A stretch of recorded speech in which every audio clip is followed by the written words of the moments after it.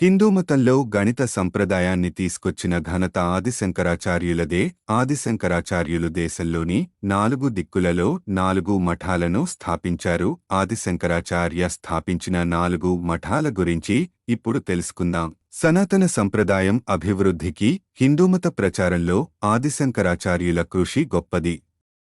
మన ప్రాచీన సంప్రదాయాలు, ఆచార వ్యవహారాలను ప్రపంచానికి చాటి చెప్పేందుకు యాత్రికుడిగా నిమగ్నమయ్యాడు. భారతీయ సనాతన సంప్రదాయాన్ని దేశవ్యాప్తంగా వ్యాప్తి చేయడానికి భారతదేశం యొక్క 4 మూలల్లో 4 వేర్వేరు మఠాలను స్థాపించాడు. ఈ 4 గణాలు ఇప్పటికీ పురాతన సంప్రదాయాలను ప్రచారం చేస్తున్నాయి. శృంగేరి మఠం, శృంగేరి శారద పీఠం దక్షిణ భారతదేశంలోని రామేశ్వరంలో ఉంది. శృంగేరి మఠం కర్ణాటకలోని ప్రసిద్ధ మఠాలలో ఒకటి. ఇది కాకుండా రామచంద్రపూర్ మఠం కూడా కర్ణాటకలో ప్రసిద్ధి చెందింది.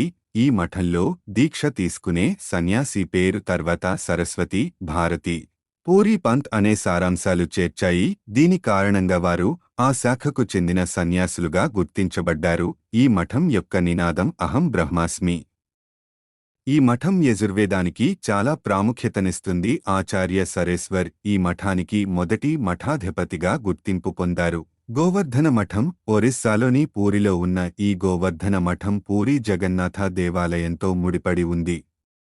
బీహార్ నుండి రాజమండ్రి వరకు, ఒరిస్సా నుండి అరుణాచల్ ప్రదేశ్ వరకు ఉన్న ప్రాంతాలు ఈ మఠం పరిధిలోకి వస్తాయి. గోవర్ధన మఠంలో దీక్ష తీసుకునే సన్యాసుల పేరు తర్వాత అరణ్య శాఖ పేరు విశేషణంగా చేర్చబడింది.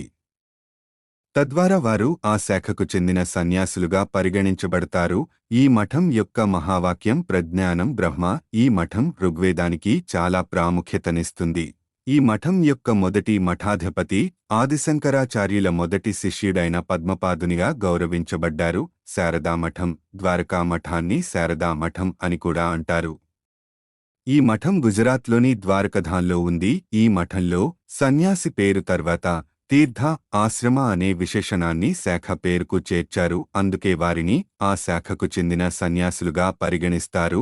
ఈ మఠం యొక్క మహావాక్యం తత్వమసి. సంవేదం ఇందులో ఉంది. హస్తమలక లేదా పృథ్వీధర్ ఈ శారదా మఠానికి మొదటి మఠాధిపతి అని చెబుతారు. ఆదిశంకరాచార్యుల 4 ముఖ్య శిష్యులలో హస్తమలకుడు ఒకరు. జ్యోతిర్మఠం ఉత్తరాఖండ్లోని బదరికాశ్రమంలో ఉంది. చారిత్రాత్మకంగా జ్యోతిర్మఠం శతాబ్దాలుగా వేద విద్య, విజ్ఞాన కేంద్రంగా ఉంది. దీనిని 8వ శతాబ్దంలో ఆదిశంకరాచార్య స్థాపించారు. ఈ 4 మఠాలను ఆదిశంకరాచార్యులు గిరి, పర్వతం, సాగర 4 దిక్కులలో స్థాపించారు. సన్యాసుల పేరు యొక్క సారాంశం ఆధారంగా వారు ఏ శాఖకు చెందినవారో తెలుస్తుంది. దాని కీలక ప్రకటన అయమాత్మ బ్రహ్మ.